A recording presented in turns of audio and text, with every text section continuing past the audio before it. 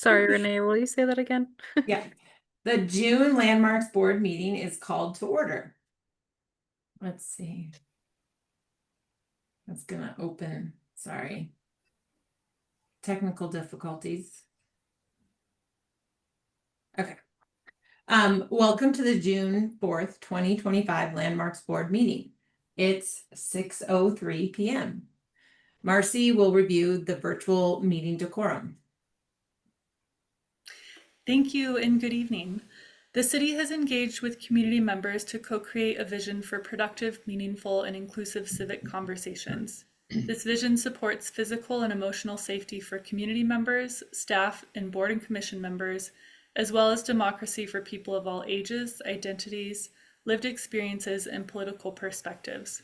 More about this vision and the project's community engagement process can be found online at bouldercolorado.gov/services/productive atmospheres. The following are examples of rules of decorum found in the Boulder Revised Code and other guidelines that support this vision. These will be upheld during this meeting. All remarks and testimony shall be limited to matters related to city business. No participant shall make threats or use other forms of intimidation against any person. Obscenity, racial epithets, or other speech and behaviors that disrupt or otherwise impedes the ability to conduct the meeting are prohibited. Participants may raise their hand to speak during open comment and public comment periods during hearings. Individuals must display their whole name before being allowed to speak online. Currently, only audio testimony is permitted online. In the next slide, we'll go through, if you're joining on a PC, in the Zoom app, it's Alt-Y to raise your hand, or if you're on a Mac, Option Y, and if you're calling in, *9 will raise your hand. You can also find it under the reactions bar to raise your hand. Back to you, Renee. Acknowledging that we have a quorum tonight. The recording of this meeting will be available in the records archive on the YouTube within 28 days of this meeting. Roll call and introductions. John? I'm John Decker. I'm a member of the Landmarks Board. Abby? Hi, I'm Abby Daniels, member of the Landmarks Board. Chelsea? Hi, Chelsea Castellano, member of the Landmarks Board. Michael? Michael Ray, member of the Landmarks Board and vice chair of the Landmarks Board. And I am Renee Golovic, member of the Landmarks Board and chair of the Landmarks Board. We know that people who are here to participate may have some strong emotions about this project. We want to hear you and have found it more productive if you are speaking to persuade us rather than to berate us, staff, or the applicant. As with the regular Landmarks Board meetings, you may only speak at the appropriate time during the public hearing. Requests to speak outside of these times are denied. We request the members of the public who wish to speak let us know by raising their virtual hand. As board chair, I will call for a roll call vote on any motions made. Approval of the minutes. Does anyone have any changes or alterations to the May 7 minutes? I don't hear any. So I move that we approve these minutes. Do I have a second? Second. Thank you, Michael. We'll do a roll call vote. John? Aye. Michael? Aye. Chelsea? Aye. Abby? Hi. And I vote aye. So public participation for non-agenda items. Potential virtual participants. Do we have any open comments? Aubrey? All right, let's give it a second. If you would like to speak during open comment, please raise your virtual hand now.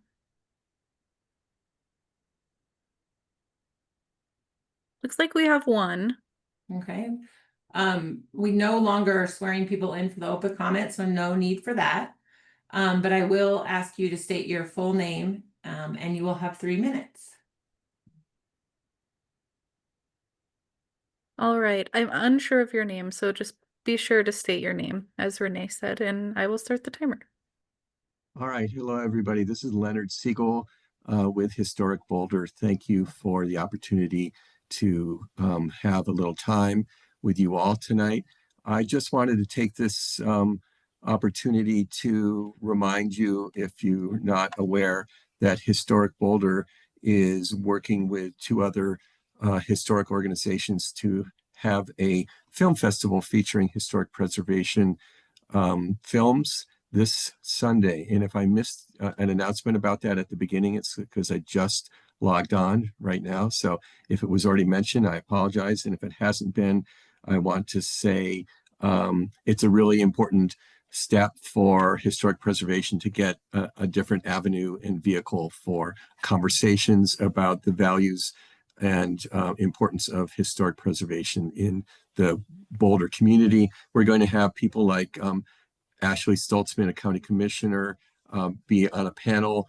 I believe Marcy will be participating on a panel, and Ruth McKaiser, who formerly worked with the city of Boulder as well. So I hope you could attend. It starts at 4:00 this Sunday at Chautauqua, and tickets are available on the Chautauqua website, or you can go to Historic Boulder as well.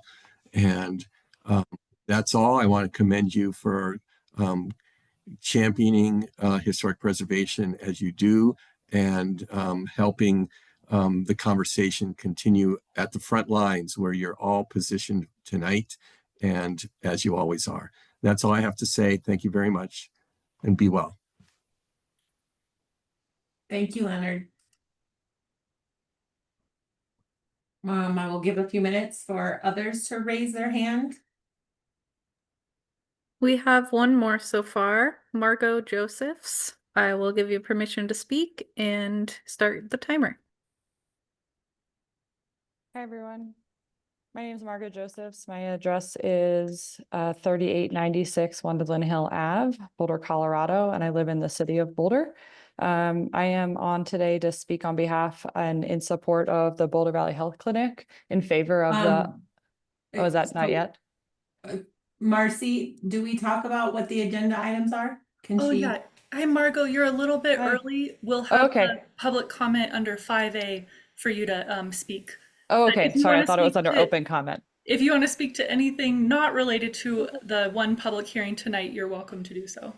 Okay, I'll wait. Thank you. We're getting there, Margot. Thanks.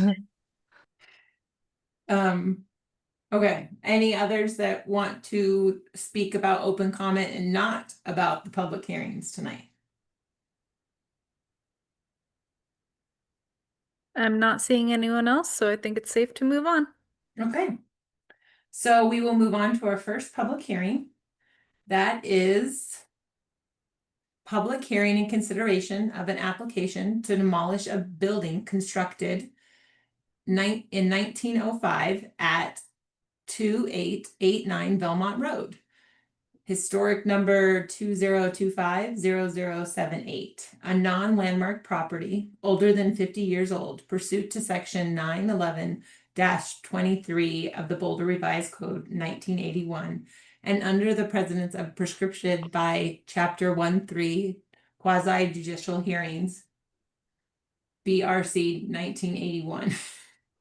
The owner is the Boulder Valley Health Center, represented by Christy Burkhart. And the applicant is Rosie Denton from Front Range Land Solutions. I will hand it over to Claire for the staff presentation. Thank you, Renee. So this is a quasi-judicial hearing. So I'm going to swear in. I am Claire Brandt, Historic Preservation Planner, and I affirm that I will tell the truth. I'm going to pause now to allow board members to note any ex parte contacts. All right, hearing none, let's move on. This is an overview of the process we'll go through today. I'm going to give the staff presentation, and after that, the board may ask me questions. The applicant will then have 10 minutes to present to the board, and the board may ask them questions. We'll then open the public hearing, and after all members of the public have made comments, the applicant may respond to anything that was said. The board will then deliberate. A motion today requires an affirmative vote of at least 3 members to pass, and the motion will state findings, conclusions, and a recommendation. As Renee mentioned, a record of this hearing will be available in a couple of days on YouTube as a video recording, and the official record will be added to the archive within 28 days, although usually much sooner than that. Today, the criteria for review is outlined in the Boulder Revised Code under 91123. It's a demolition application, and the purpose of reviewing demolition applications is to prevent the loss of buildings that may have historic or architectural significance by providing time to consider alternatives to demolition. The criteria that can be considered are the eligibility of the building for designation as an individual landmark. That's if it has historic or architectural significance. The relationship of the building to the character of the neighborhood as an established and definable area, the reasonable condition of the building, and the projected cost of restoration or repair, although not deterioration caused by unreasonable neglect. And the options for the board tonight are to approve the demolition request or place a stay of demolition. Hang on a second. Would everybody mind muting their computers? I'm getting some background chatter. Thank you. Okay, so let's carry on. The options for the board tonight are to approve the demolition request or place a stay of demolition to allow time to consider alternatives. And a stay would not exceed 180 days from the day the review fee was paid. So that would expire on October 29th of this year. The application process so far has been pretty straightforward. Planning and Development Services accepted the application to demolish the building on April 14th. Due to the age of the building, the initial review was held by the Landmarks Design Review Committee, and they referred the application to the Landmarks Board in a public hearing, which is today, finding that there was probable cause to believe that the building may be eligible for designation as an individual landmark. The applicant paid the review fee on May 2nd, and a hearing needs to be held within 75 days. All right, the property itself is located near the corner of 29th Street, which is actually this one here. This is 28th. So 29th, you might miss it, and Valmont Road, which is here. It's not within the boundaries of an identified potential historic district. The building itself faces south onto Valmont, right here. It's accessed by a bridge over the Farmer's Ditch. Farmer's Ditch is here. You can see the bridge here. And the public sidewalk crosses through the property just to the north of the ditch. The house itself is set back about 80 feet onto the lot, and the lot contains vegetation surrounding the building, but has generally been paved for parking at the front and the rear.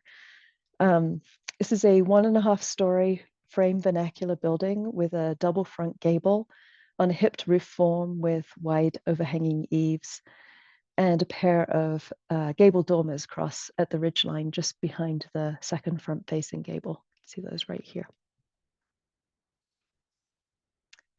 The front gable includes varied shingles and a Palladian-style window. The front porch is inset at the southeast corner and includes slender column supports atop some stone piers. The lower porch and stair walls are stone, with a framed and sided porch wall on the east side. You can see that here. There's a sash and transom parlor window with architrave lintel and decorative sill at the facade. The walls of the building throughout are clad with horizontal lap siding, corner boards, and a wood cornice, and a water table going around the building right here. The foundation is pieces of stone. This is the east elevation showing that stone foundation, the horizontal lap siding, some of the corner boards and the wood cornice and water table, and the really wide overhanging eaves. There's a bay window behind the inset porch at this elevation that includes a sash and transom parlor window. The west elevation shows part of the nested gable roof on the hipped roof with the gable dormer behind it. This dormer includes a pair of geometric fixed pane windows separated by a narrow divider with horizontal siding. And there's a large addition at the rear that includes gable dormers and additional geometric windows. The rear elevation includes an inset entry porch, which you can just about see here, with substantial supports and a concrete pad. The rear has a large addition on top of the original hipped roof with a one-story gable wall dormer, and the dormer includes geometric fixed pane windows separated by that single divider. Okay, so integrity, the building is in its original location. However, the paving of Valmont Road appears to have changed the level of the street in relation to the building. And then the farmer's ditch between the road and the property has been bermed and rerouted. So it kind of blocks the view of the house from the street. The original design of the building was modified pretty heavily after 1975. The secondary gable was added at this point, and it kind of gives the impression that the roof is gabled rather than hipped, because it covers most of the building. And then there was a large addition added to the rear. You can see this is the original form of the building. It's clearly a hipped roof, and now it's very difficult to see that hipped roof unless you have this to refer to. The building does retain some of its historic materials, notably the varied shingles in the gable, the Palladian style window, the sash and transom parlor windows with the architrave lintel and decorative trim, and the bay windows. The facade demonstrates vernacular workmanship in the fine execution of these items. However, the building's ability to convey a feeling of its time has been diminished by the changing context and the setting of the house on the property. And you can really see that here. The surroundings have been modified with the introduction of parking around the building rather than the residential lawn and plantings. And in general, the building has not retained its ability to convey its association with its early residents and architecture. Staff analysis of the criteria looks at the eligibility of the building for designation as an individual landmark, its historic, architectural, and environmental significance. The Landmarks Board adopted the significance criteria in 1975 to help evaluate buildings in a consistent and equitable manner. And we consider these criteria and also the relationship of the building to the character of the neighborhood. And the reasonable cost of the condition of the building, the reasonable condition of the building and the projected cost of restoration or repair. So the historic significance criteria considers the development, heritage, and cultural characteristics. And what we found for this building was that the Olmec family constructed the house in 1905, along with two others on adjacent lots.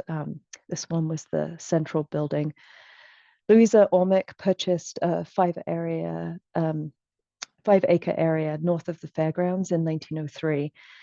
And the Olmec family included 5 children, and together they built these 3 houses on the south side of the 5 acres facing Valmont Road. Rose Olmec and her first husband, J.L. Maxwell, moved into the house at 2889 Valmont as soon as construction was complete around 1905. J.L. died on June 7th, 1909. And Rose, who was a corseteer, continued to live at the house She married E.B. Sutton on December 24th, 1921. The house was sold as part of E.B.'s estate in 1945. So while members of the Olmec family lived at the property for more than 4 decades, staff considers the property does not have the integrity needed to convey that significance.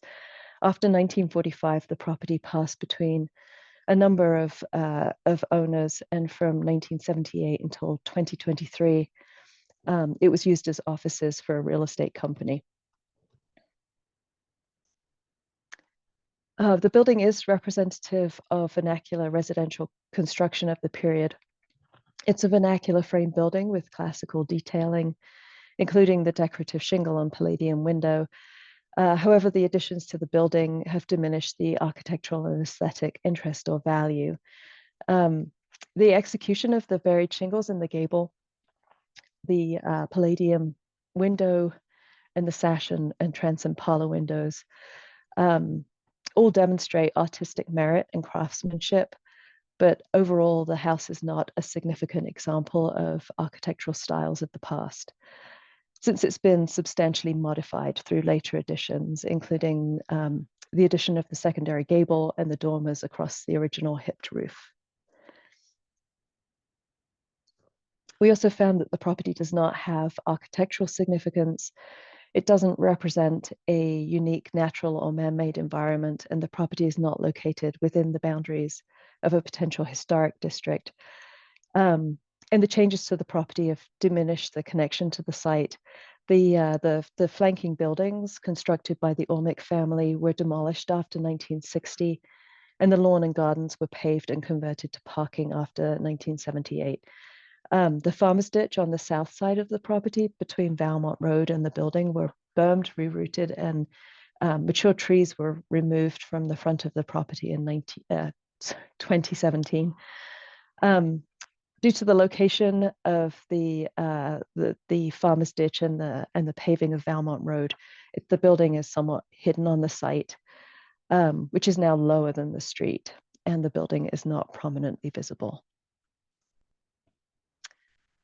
It is a remnant of Northeast Boulder's rural past. In the early 20th century, oil was discovered in this area. So while other edges of Boulder were speculatively platted for residential use, this area to the north and east of Boulder retained large lots that were leased or sold to oil and gas companies. And oil was never found on this block. Don't get excited. The land was retained as a large portion and was divided very slowly, first as 5 and 10 acre lots, and later as large tracts as it was subdivided.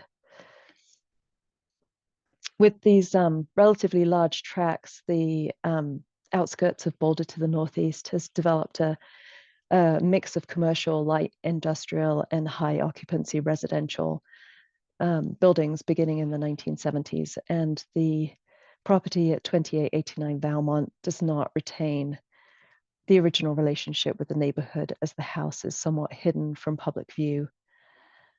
And then all the development around the property too. So the applicant has also submitted information on the condition of the building. The materials received were in your packet and also are summarized here. The building has significant structural issues, including the lack of a structural foundation. The mortar and cobblestone assembly supporting the original part of the structure has been repaired over the years with pieces of flagstone that cannot effectively handle settlement issues. Visible cracks inside and outside the original parts of the building near windows and doorways indicate settlement issues caused from the lack of proper foundation. Current siding and trim are in poor condition, and most of the original siding has been replaced. All of the windows are single pane and do not comply with current code requirements for energy efficiency. The front porch has substantial settlement damage and needs to be restored or rebuilt. And only one of the columns supporting the front porch roof is the original wood column. The others are still columns that were likely added in the 1970s. The applicant also provided information about the projected cost of repair, which was also included in the packet. And the applicant, I believe, is here to answer questions on that. So staff's recommendation today is that the Landmarks Board approve the demolition of the building at 2889 Valmont Road, based on the criteria set forth in section 91123F, in that while the building dates from 1905 and is associated with the extended Olmec family, the building does not have the integrity needed to convey that significance. The additions to the building diminish the architectural interest or value and is not a significant example of architectural styles of the past. And the house does not represent a unique natural or man-made environment, and the loss of the building would not constitute a significant impact on Boulder's historic resources. And our recommended motion is that the Landmarks Board approve the application to demolish the building. So that's the end of the staff presentation. This is a reminder of the next steps in the process. The applicant has up to 10 minutes to present to the board, followed by public participation, an opportunity for the applicant to respond to anything that's said, and then board deliberation. And the question for the board today is if the building has historic significance. If yes, the board will place a stay of demolition on the application to provide time to consider alternatives. If no, the board will approve the demolition request. And a reminder of the criteria to be considered is the eligibility of the building for designation as an individual landmark, consistent with 911.1 and 911.2 of the Boulder Revised Code. The relationship of the building to the character of the neighborhood as an established and definable area, the reasonable condition of the building, and the reasonable projected cost of restoration or repair. So does anyone have any questions for me before we turn it over to the applicant?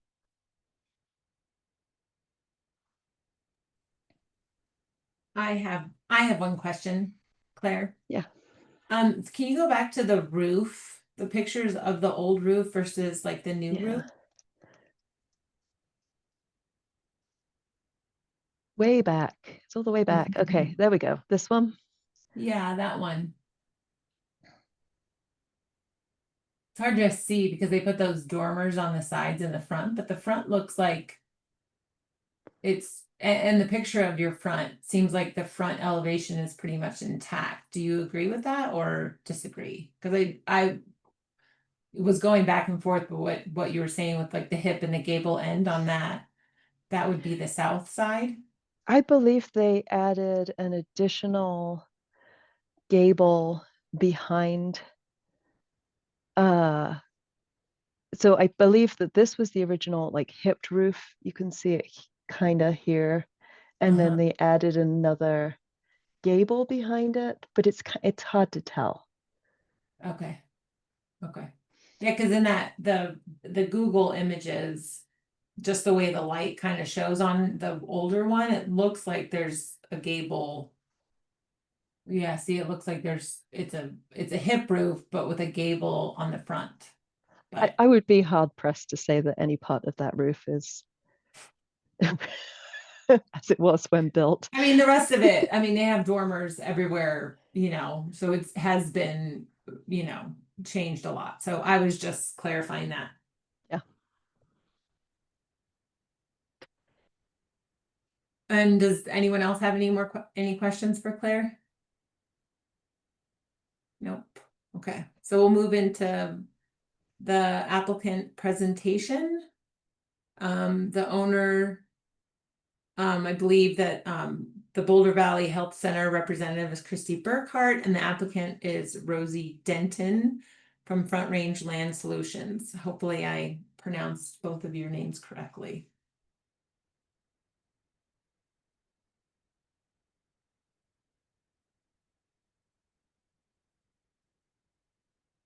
Okay, so this is Rosie Dennett. It's Dennett like Bennett, Renee.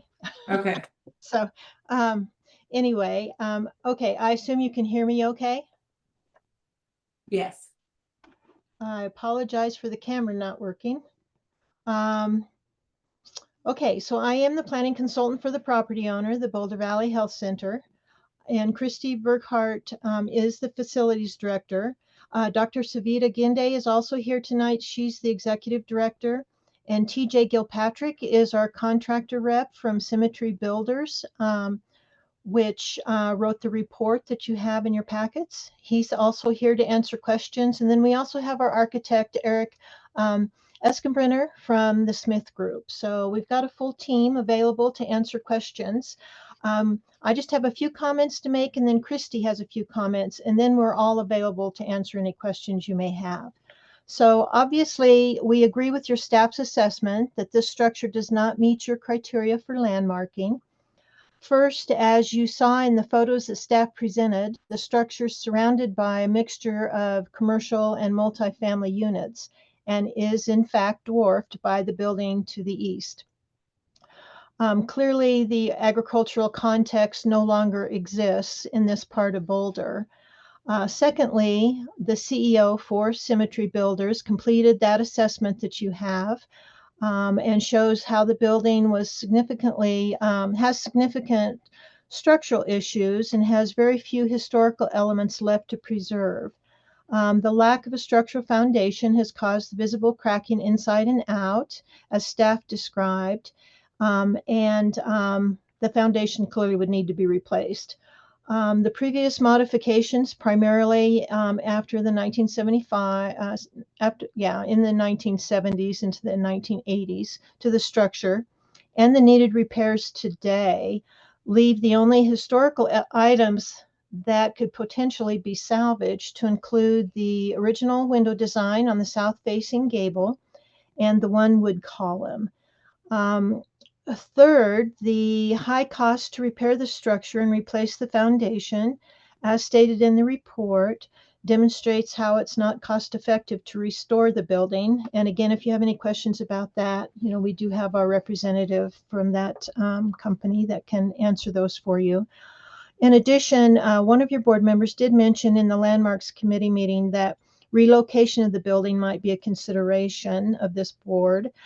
So that assessment was included in our report, even though it's not one of your criteria. We just thought we'd go ahead and address it now for you in case you wondered. Our contractor identified many cost prohibitive issues and physical challenges surrounding that, including the need to separate the original structure from the two-story addition and back, all the dormers and all of that. But and traversing that steep, narrow access up toward Belmont Road, but over the ditch. There was a concern that it would actually even break in half if they tried to do that. So in summary, we believe the building does not meet the criteria for landmarking and respectfully request that you approve our application for demolition of this structure. And I'm going to turn it over to Christy now. Good evening, members of the review board. Thank you so much for the opportunity to speak with you this evening. My name is Christy Burkhart, and I serve as the Director of Facilities at Boulder Valley Health Center. I'm here to really share about the operational reasons behind organizations' need to consolidate our building into one. In 2024, our executive leadership team, and along with our board of directors, spent about 8 months researching and planning for the next chapter for our facility. We evaluated properties throughout the city of Boulder and throughout Boulder County, touring numerous medical buildings, working closely with our realtor and weighing all of our options for our long-term needs. Then 2889 came up for sale, and for us, that was a sign. We've been operating out of our current building at 2855 since the late 1980s. It's a place that our patients in our community know and they trust. They rely on us not just for our care, but to be safe, consistent, a presence in a complicated healthcare landscape. So when the property came up for sale next door, just adjacent to our current building, the choice was clear for us. Let's purchase that building, demolish that building, and renovate 2855 for the resiliency and to be able to be the healthcare center that we need to be for our patients, to be able to extend the care needed for our community. Our current building we're bursting at the seams, team. We've added Saturday clinic hours to meet the demand, and we're at that point, we're still at capacity and beyond. Our staff is working in every available nook and cranny. And believe me, we have found all of those nooks and crannies. It's just not sustainable. We need space that matches our mission and supports the full scope of services that we provide. We provide full comprehensive reproductive health care, including sexual health care, reproductive health care, and abortion services. Providing this type of care comes with a unique set of challenges: logistical, financial, and unfortunately, security related. When our services are divided between the two separate buildings, our challenges aren't just doubled, they're actually magnified in ways that deeply affect our operations and our staff and our patients. At first, it might seem really logical. Let's split administrative and clinical. That makes a lot of sense. But actually, the duplication of the services is really at a great cost and also an increased risk at our team. Abortion providers are actually frequent targets of protest, harassment, and even violence. And because of that, we must maintain round-the-clock security protocols, surveillance systems, alarm, access controls, and emergency response plans. When we have to maintain those systems across two buildings, the cost just multiplies. And worse, it introduces more points of potential failure. Consolidating into one building significantly reduces that risk. It allows us to strengthen and streamline our security, not just for us as staff, but for every patient that walks through our doors. Then there's the staffing and utilities. When departments are spread across two different locations, we lose efficiency. Staff must physically move between the two locations to attend meetings, to coordinate care across our shared and also to access shared resources. This leads to workflow disruptions, communication delays, and greater risk of error, especially when dealing with time-sensitive communication and emotionally sensitive care that we provide. We also face duplicate operational expenses, maintaining separate utilities in both buildings, redundant medical equipment, office supplies, staff kitchen facilities, emergency kits, and other regulated materials. Those costs quickly add up and actually divert precious resources from where they're most needed, which is our patient care. Finally, visibility matters. Operating across two buildings increases our footprint, which in our case, unfortunately, can increase protest activity and heighten safety concerns. It adds complexity to our relationships with local law enforcement and emergency responders who have to also navigate and coordinate security measures across those multiple locations. In conclusion, every duplicated system, whether it's security, staffing, utilities, or infrastructure, represents a strain on our nonprofit resources. For an organization like ours working under high operational, emotional, and financial pressure, consolidating into one building is not just a preference, it's really essential. It'll allow us to operate more efficiently with a greater focus on what matters most, which is our community and the patients that walk in and out of our door. Thank you so much for your time and your thoughtful consideration. I'm happy to answer any questions that you might have for us.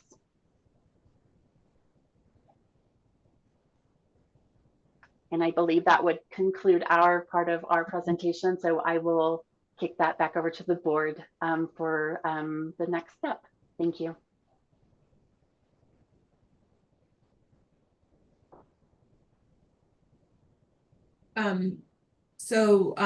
Does anyone have any, we're allowed to ask the applicant questions at this point, right? Does anyone of the staff have any questions?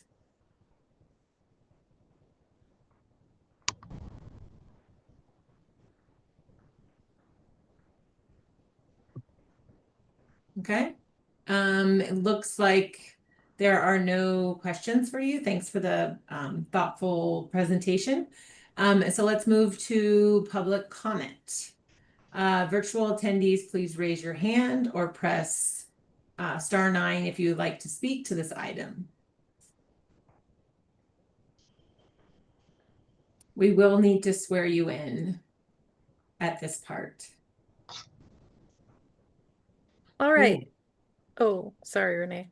Oh, I was just going Take to over. say, I don't know if I swore in the applicants.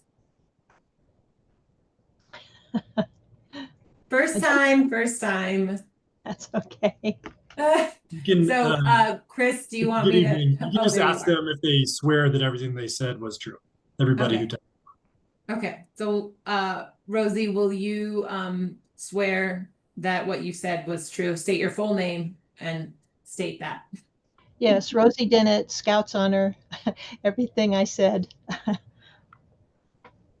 was truthful. Okay. Thank you. And Christy? Christy Burkhardt, I swear that all of the talking points that I spoke to this evening were truthful. Thank you. Sorry for that little mishap. All right, let's move to public comment. Alrighty. So we do have 4 hands raised. 4 raised hands. Either way. Oh, and a couple more. So we will start with Carol Byerly, followed by Deborah Holvey and Margot Josephs. So, Carol, you should be able to speak, and I'll start your timer. Okay. So Claire, you. yeah, Carol, go ahead and state your full name and swear to tell the board the whole truth, and you will have 3 minutes. My name is Carol Byerly. I live at 1811 Columbine Avenue, and everything I say will be what I believe and true. So I'm happy to have the opportunity to speak in support of the applicant's request for the demolition of this property. I'm a historian, and I've taught at CU, and I've lived in Boulder over 35 years. And over that time, I've seen a lot of development, not all of which is good or beautiful or beneficial to our community. So I love historic preservation. And I also really appreciate the policy of reviewing the demolition of buildings more than 50 years old. That is good public policy. But I also believe that the staff recommendation that this is not a case of historic landmark designation at 2089 Valmont is also very good public policy. As was stated, the building has lost a lot of its historic significance. Previous renovation to the structure and the changing character of the property and the neighborhood have really changed the meaning. So I don't know what preserving this house would signify or how it would benefit our city. But I actually think that this project can preserve history in 3 ways. The first way was I love the city's memorandum to the Landmarks Board. I thought it produced a wonderful history of the Almec family and subsequent owners of this property. And I even learned a new term, the vernacular residential construction. Very cool. So I hope that the center will save this report and maybe a photograph of the building as a reminder of who occupied this property in the past to commemorate previous residents. Some of the historic features of the houses can be retained, like the windows can be repurposed and enjoyed elsewhere. And finally, Boulder Valley is more than 50 years old itself now. And so allowing demolition and construction of an additional project will help it to preserve its long history and mission of protecting the health and welfare of women in our community and beyond. So I'm happy to recommend to the Landmarks Board to approve the Boulder Valley Health Center's application to demolish this structure. So thank you very much. Thank you. If I could just hop in here, I'm Chris Reynolds, City Attorney for the board. Anybody speaking tonight, you don't need to say your address. You can just say your name. You're not required to say your address. You can if you'd like to, but you don't have to. So just putting that out there for folks. Thank you, Chris. All right, and next we have Deborah Holby. So, Deborah, will you raise your hand? Oh, I guess you just have to swear to tell the truth. Raise your hand and swear to tell the truth to the board, the whole truth. State your full name to proceed, and you have 3 minutes. All right. I'm Deborah Holvey. I swear to tell the truth, and I appreciate being able to speak in about this issue. I would like to say my address because I'm a neighbor. I live less than a block from the clinic, and I have lived here over 30 years. I live at 2954 Glenwood Drive. I walk around the block often, and I literally walk by where this property at 2889 Valmont Road exists. And you can't really see it from the street any longer because of the way things have been redone over the years. But what I'd like to speak to is that the building really doesn't, it doesn't give everyone access. Everyone deserves access, and the clinic really tries to reach out to the community. Everyone deserves access to the spaces in their community, but this 2889 Valmont Road has no ADA access, no compliant restrooms, no elevator. It excludes people with disabilities by design, and renovating it to meet accessibility standards would be prohibitively expensive. Demolishing it allows us to create an inclusive place that welcomes everybody. I've been a neighbor in the neighborhood. I've referred people to the clinic over the decades with very good results for young women that I befriended and relatives, and they've experienced wonderful care from the clinic. And I'm a volunteer at the clinic also. So I really appreciate the board's consideration and the report from the city, because I think the building, unfortunately and sadly, no longer retains anything of historic significance. So I hope you have an easy decision. Thank you. I'm done.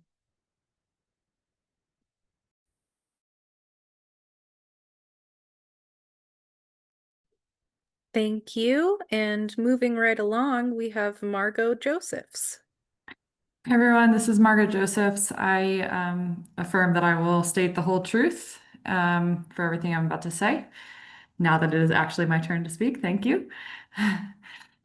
So thanks for the review and the thorough background. It was interesting to listen to all of that. And the piece that I want to really hit home right now is really about the economic position that the ability to get rid of this building does, what that does for the organization. As you all heard, restoring this property would cost over $1 million. And that's just to meet the minimum code, and that likely would be much more than that cost that we even know. And so, you know, all of those hitting costs and the risk of renovating the building, especially considering there's no foundation, as you heard. For that price, the organization could build something new, safer, much more energy efficient, and that meets today's standards and demands. And so something like this, and having the ability to build something new and to do something new on the space, would contribute to the local economy and meet today's needs, as opposed to trying to hang on to something that doesn't have significant historical significance, as you've heard from the staff. And so I wouldn't see this, I would recommend that we look at this demolition as not a loss, but it's actually an investment in the future. And when considering the organization and the need for it to, you know, prioritize the critical quality care, the organization needs to be really smart and mindful about the financial implications of this investment in this project. And it would make better sense not only for the organization, but also all of the clients and communities that they serve to invest that funding wisely, and instead of investing in renovating this building, to look into demolitioning it so that they can look to the future. Thank you. Thank you, Margot. Thank you, Margot. And we do have four more speakers. we will have Paula Stone Williams, followed by Jess Pieklo. Sorry, I think I said that wrong. Followed by Jessica Newman and Molly Daniels. So we will start with Paula.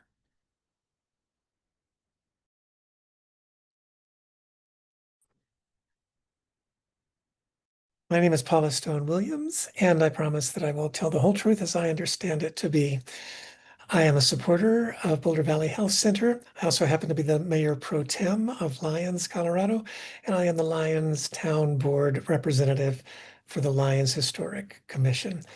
I am the town board representative for the Lyons Historic Commission because I care a lot about historic preservation.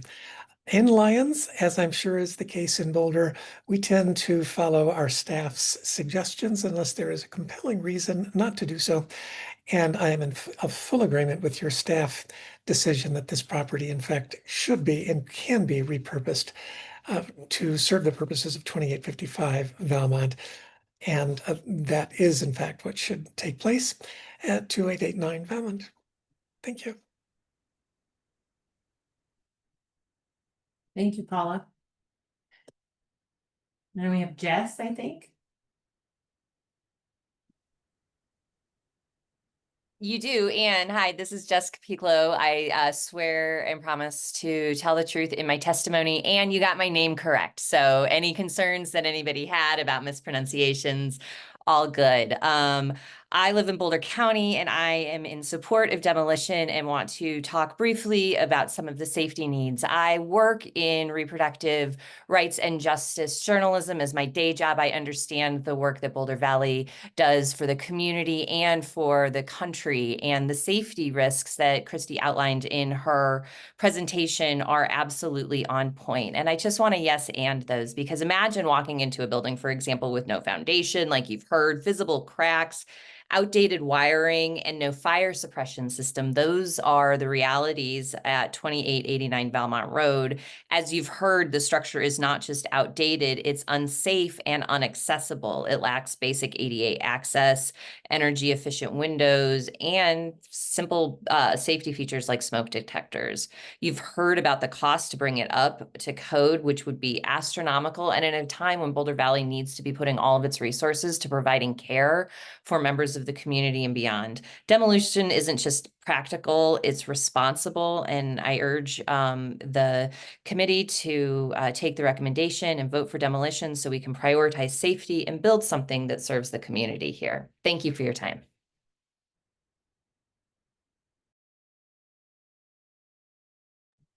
Thank you, Jess. Now we have Jessica. Hi, good evening, everyone. My name is Jessica. I am a resident of Boulder County.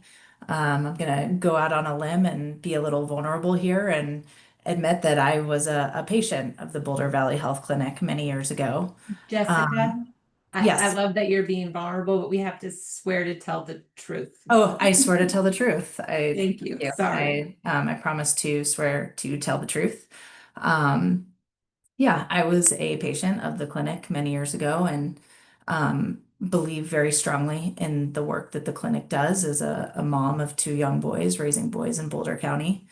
And just want to reiterate some things that have been said about just generally letting go of the past and moving towards progress.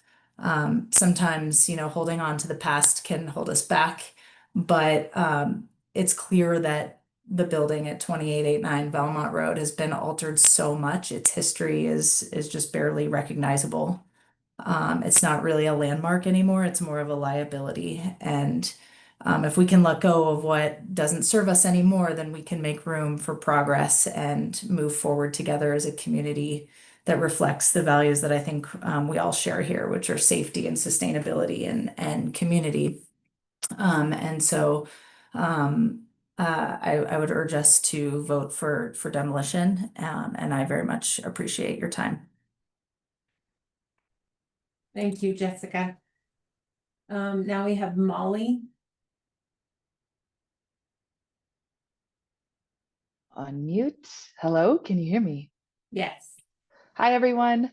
My name is Molly Daniels. I swear that the testimony I am about to share is true. I'm here in support of the applicant's request and the staff's recommendation to demolish the current building.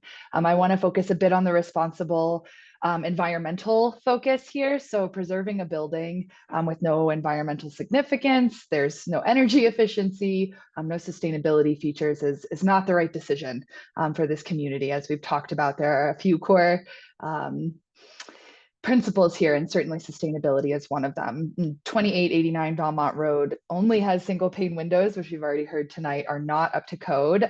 There's no insulation in the building. There are no modern systems to help with resource management, electricity, water, heating.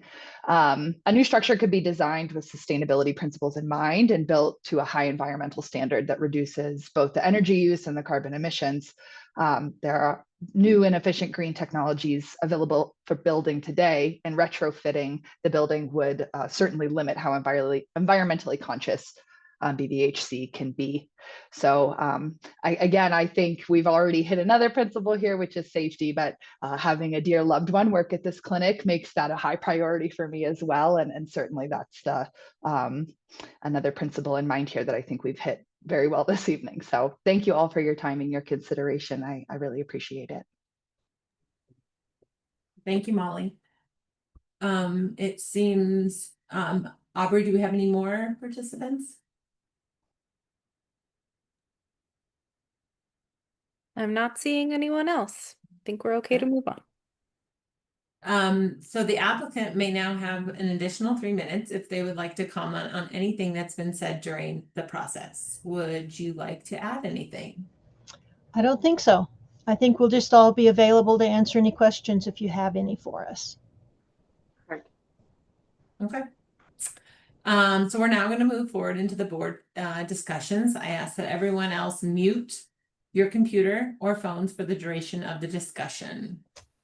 We have allotted 45 minutes, and it's 7 o'clock now, Aubrey, so that's pretty easy for us to talk to about it. Is there anyone that would like to kick it off? John has unmuted, it looks like. Renee, perhaps before the board deliberates, could I just make a point here? So there was lots of testimony about a potential proposed use for the property if a demolition is approved. And I just want to remind the board that, what the property might get used for if a demolition is approved is not criteria.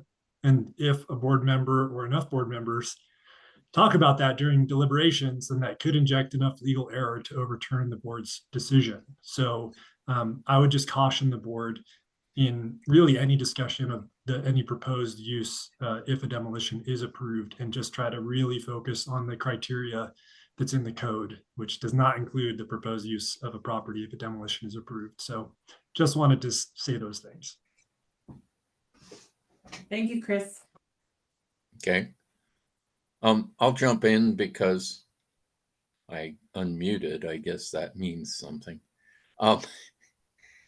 Just looking at this in the terms of the criteria, the building is standing altered significantly from what it was. It is interesting that the front elevation of the building is reasonably intact to the historic view, but the rest of the building is as staff stated, altered significantly to the point where the alterations essentially negate whatever architectural interest there may have been there. I mean, I could argue that it's interesting to consider a building all the way through its recent history and all the changes, part of its life that have happened to it, but they aren't always the most positive alterations to a building anyway. So I'm going to agree with staff on the finding that the architectural character has been lost through the recent history of this building. The environmental and contextual issues are such that the building has virtually none of its original site left and is no longer in the type of context that it was originally built into and existed at least the early part of its life in. It's a completely different kind of urban situation that it finds itself in now, and it no longer has much of a place in that. So I'm inclined to agree with staff's recommendation that, read purely from the standpoint of criteria and ignoring all the cross-sectional issues,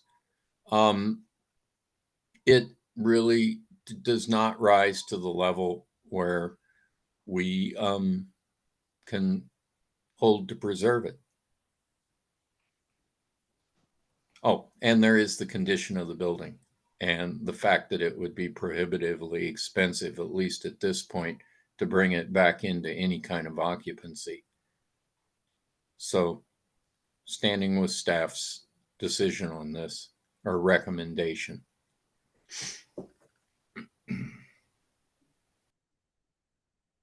Great. Thanks, John. Other staff members for comment? Renee, I'm happy to speak next. Great. So, and to all of those of you attending tonight virtually, I apologize for not turning on my camera, but I am in transit and didn't want to get anyone motion sickness or anything. So thank you for that. And I just have to get a shout out as my name is Abby Daniels, one of the Landmarks board members, and I have a sister named Molly Daniels. So I had to do a little bit of a double take there, but I really want to thank everybody who took the time to speak tonight and join us this evening. I was one of the ones at the LDRC where this building came forward, and while it added time and effort to the Boulder Valley Clinic, I still appreciate this process because once we lose a building, we lose it forever.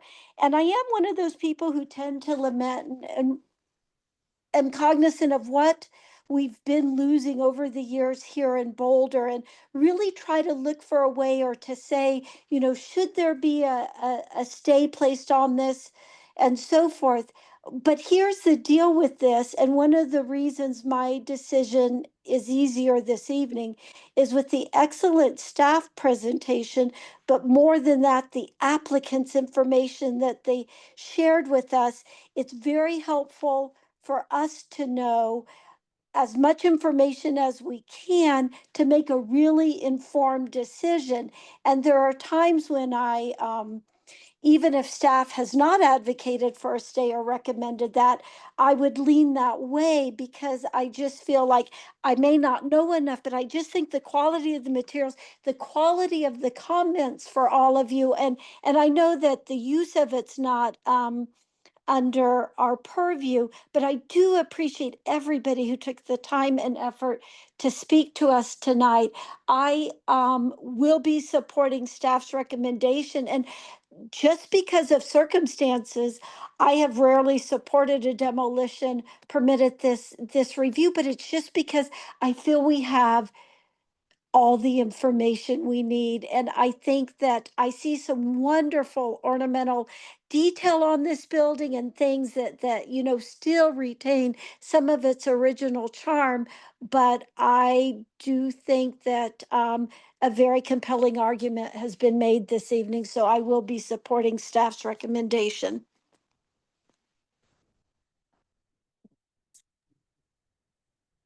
Great. Thanks, Abby. Michael or Chelsea, or I can go next. I'm happy to jump in. Okay. I also support staff's recommendation and agree with the comments made by my colleagues who have just spoken. And while we can't speak on the services or the use of the property in the future, we can speak to the community support for a project. And so I just want to acknowledge that there were a lot of people from across the community, a diverse set of perspectives that came forward tonight, more than we usually hear from, and in support of staff's recommendation. And so for me, that's that that is I put a huge weight on that. And so the fact that we have so much community support and the fact that staff has laid out how this doesn't meet the criteria for landmarking, as well as how the applicant was so thorough in providing information on how it would not be financially feasible to keep the building as is. I will be supporting the recommendation. Great. Thanks, Chelsea. Well, I'll jump in and then, Michael, you can have the floor. So as much as I think most of my colleagues did say that, we don't really, I think we really think long and hard about approving a demolition, but staff really has done a really good job of doing this. And I think that the applicants are, would be willing to, have a photo of the building and, maybe we can encourage the history of the building to bring new life to what they will be doing to this building. So let's remember where we came from and move forward. I like the way that staff has put together the application and has indicated along that. I was surprised to see the location of this demolition because I live relatively close to that place. And as much as I drive past it, I did have to stop and pause and think where it was because it is so much lower. So the landscape to the building really has changed a lot. And just by my questions to staff about the roof, I think it's hard pressed for us to landmark this site per the criteria. So I will be supporting staff's recommendation. Michael? My turn. So you guys know I'm a columns guy. I love columns, and Claire, I want to give you a lot of credit for doing the due diligence to look at the fact that there's only one potentially of the original columns left on that handsome porch composition on the front facade. I did zoom into every single photograph that I could, and I think you're absolutely right based on my expertise of column moldings and capitals and components. I would agree with my colleagues on the board and with staff recommendation. I really appreciate, as Abby said, I appreciate all the investigation and the backup to lead us to a more informed decision about the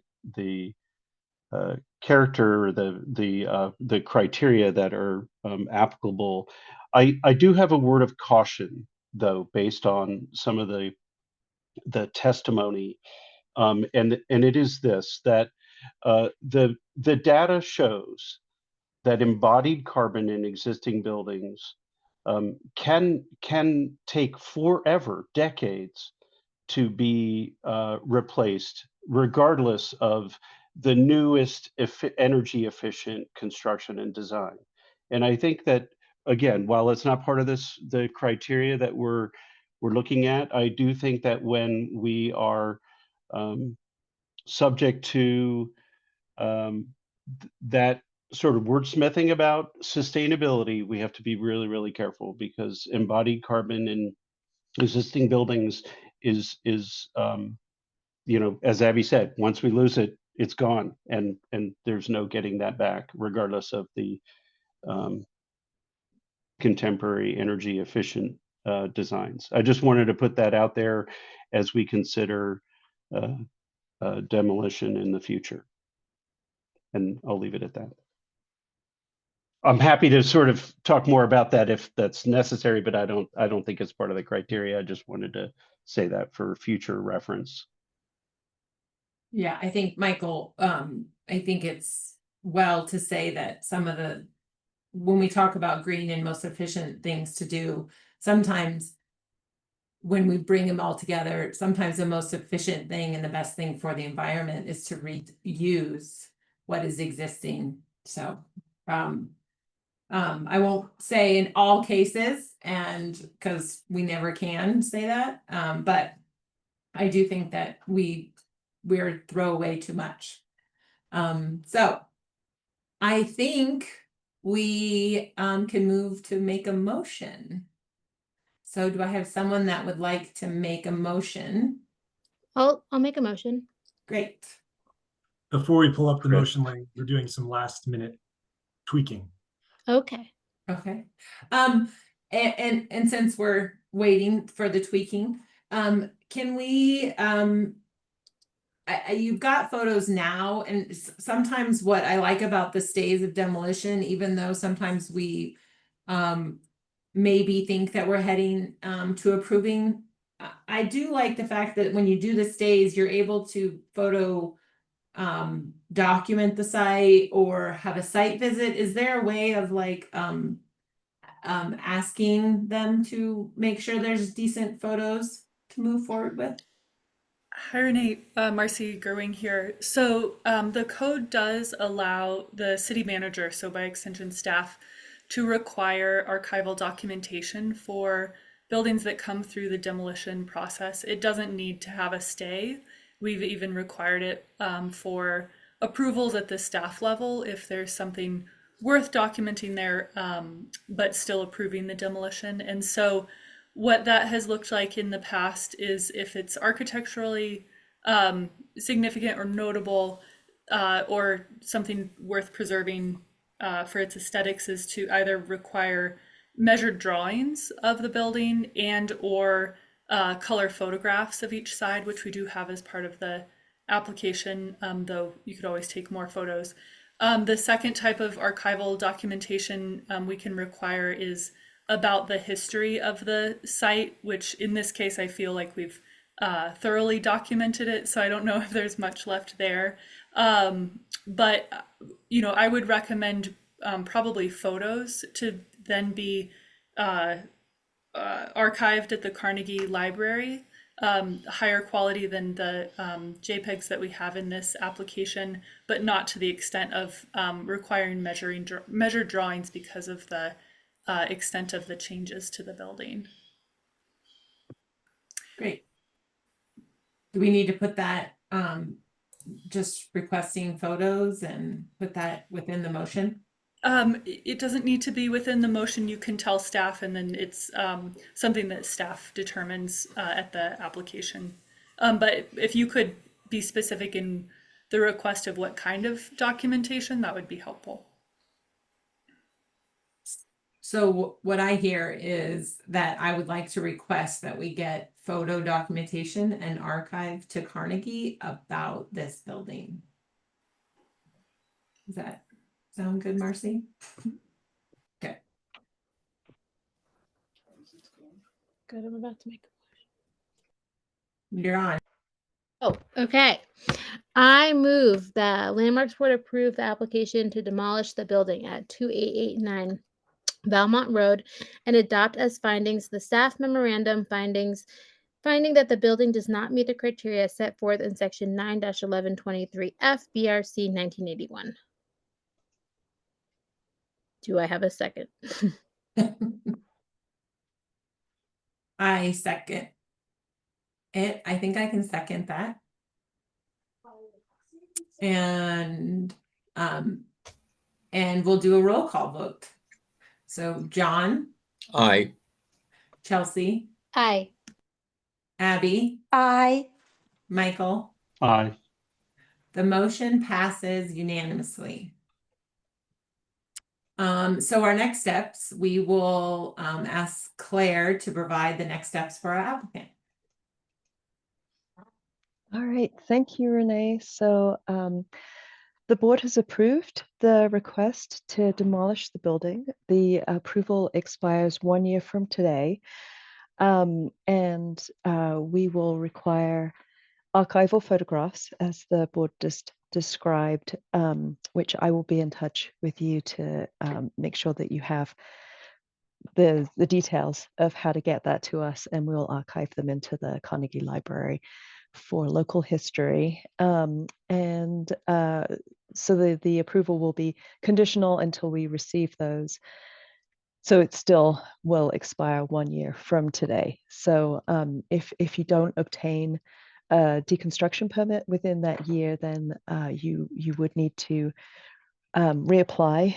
But unless there is a dramatic change in the building, our policy is to be consistent with recent decisions. So if that does happen, then we can talk about process from there.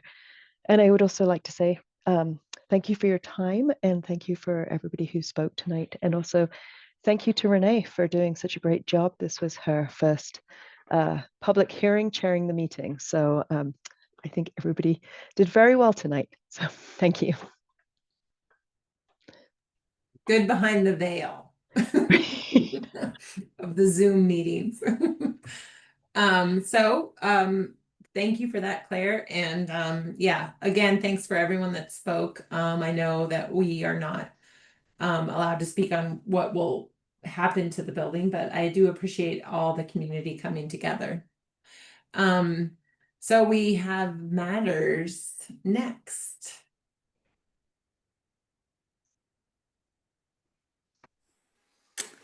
All right, so we just have 2 items under matters this evening. We are in the final steps of hiring a historic preservation trainee, which is an evolution from our internship program, which started in the mid-90s, but this trainee position gives us a little bit more ability of how we use that position. So I can share that we got over 200 applicants for the position, which was not what we expected. It was a very competitive applicant pool, and I will wait to introduce the trainee until the next meeting because the hiring process isn't finalized. But I'm very excited to do that and look forward to introducing you all. And then the final thing is what one of the public comment speakers said under open comment, Leonard Siegel with Historic Boulder, put a plug in for the film festival, which is this Sunday at 4 o'clock. Doors open at 3:30. I think it goes until 8:30. And it is a historic preservation related film festival, short films with panel talkbacks between after the second film and after the last one. So myself, Joel Smiley, and former Landmarks board member Ronnie Peluzio will be on the panel for the second, or the first talkback, which will cover things like the importance of authenticity in historic preservation, the idea of relocating historic buildings, and then the cost of the loss of the materials, these historic materials that aren't available widely anymore. So I hope you all can join if you're available and interested. That's on Sunday up at Chautauqua at 4 o'clock. That's all I have. Marcy, how long does it go? Until 8:30. So, either pack a snack or you don't have to come for the whole thing, but it's from 4 to 8:30. And it's a couple movies and then the talk, or I'll look up and I'll have like a itinerary. Yes, and the link that's on the screen right now gives the overview. So the first film is about the Boulder Theater and the current efforts to restore the facade.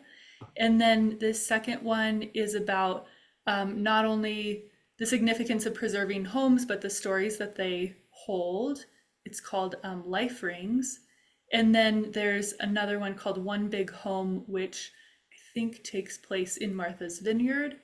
And then If Our Walls Could Talk is about homes and preservation in Cape Cod. And so it'll go to about 20-30-minute films, and then the talk back and intermission, and then 2 more films and a talk back. So it should be a great program. And really, I don't think there's been anything like it in Boulder in the recent past, and I don't know when the next one might be. So I would put a double, if you can make it, it would be great. Thanks. Yeah. So let's see. That was matters. And do we just adjourn the meeting? A quick calendar check would confirm that our next meeting is on July 2nd.